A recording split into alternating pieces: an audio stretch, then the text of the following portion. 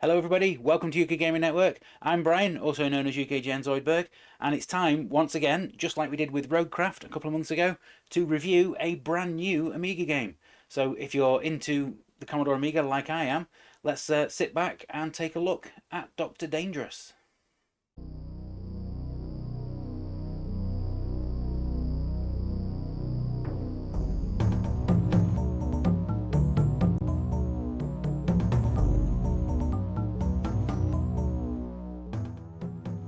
Danger is not my middle name, and nor is it the middle name of the star of this latest puzzle platform game to come out on the Commodore Amiga.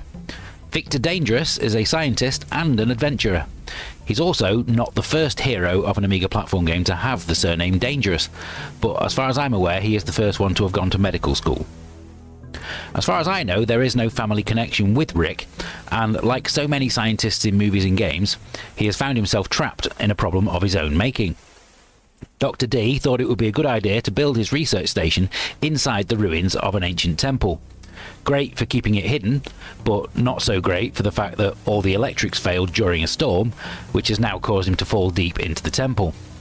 Dressed in his hazmat suit and with no ammunition for his malfunctioning gun, he must now make his way back out to safety.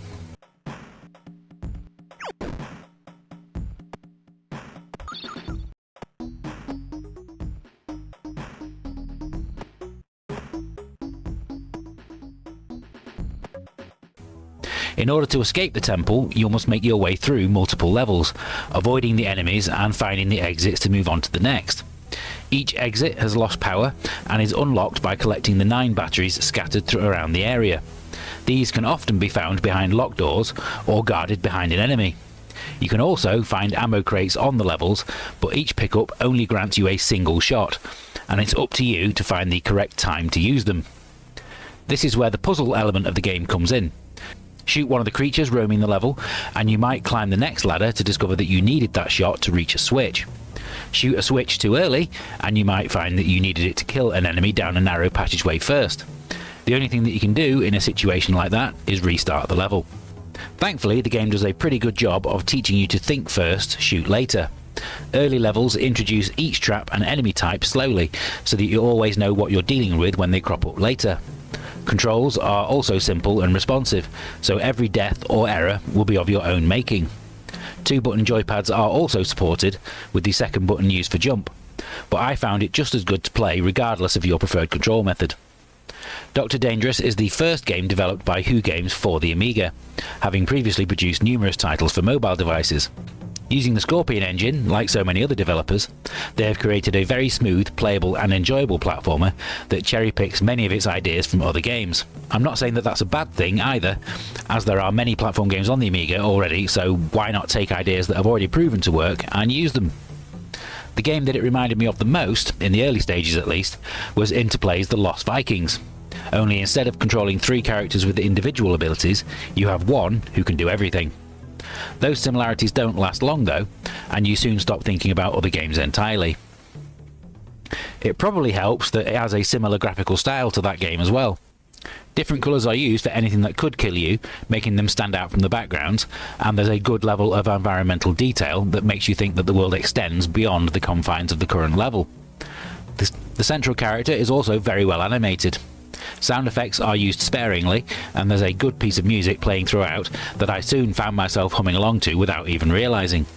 I particularly liked the 8-bit sound effect that accompanies each death, as it made me think of all those days spent playing Spectrum games.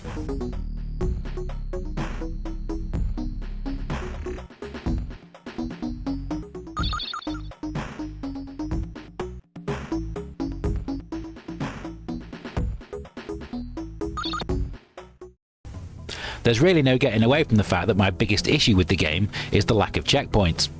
As the levels get longer and longer, being returned all the way to the start upon death soon becomes incredibly annoying. This is eased a little by the inclusion of level codes, but these are something that you have to find on each level and aren't given out freely. It's nice that finding the location of each code terminal also awards you an extra life, as this gives you an incentive to find them again on any subsequent playthroughs. However, I feel the actual concept of lives is actually not needed in this game, as by entering the code you simply start at the beginning of the last level you reached, just the same as if you died attempting it. Having the game over message merely provides the extra inconvenience of returning to the title screen and having to enter the code all over again. And while I'm on the subject of that, why can't I enter the code by typing the numbers on a keyboard instead of having to select them on a joypad? It's also disappointing that there's no reason to go back and play the levels again once you've completed them. Sure, you could challenge yourself to try and get as many lives as possible, or see how far you could get without dying, but the game doesn't provide those for you. Something like hidden collectibles, being able to carry over your ammo into the next level, or a timer that encourages you to try and speedrun the levels for higher bonuses would have gone a long way to increasing the game's longevity. I really enjoyed Dr. Dangerous and would recommend it to anybody who likes a good platform game. Having played a huge number of them on the Amiga over the last year for Retro Game Super League videos, I can say with confidence that this compares favourably with some of the Amiga's best. There's a huge number of levels to play through, and the difficulty scales nicely, never feeling overwhelming. It looks great, the controls are responsive, and with good level design it makes for a game that feels great to play. The only thing stopping it from earning an essential badge are the lack of checkpoints in longer levels and some sort of incentive to go back and play the levels again. As a first Amiga game from Who Games, this is a very impressive effort and has instantly made them a developer to watch. There's already a demo available for their next game, and I cannot wait to play the full release when that finally appears. If you enjoyed this review, please give us a like and subscribe, and maybe check out some of our other Amiga videos on the channel by clicking one of the playlists on screen now. Thank you for watching, happy retro gaming, I'll see you soon.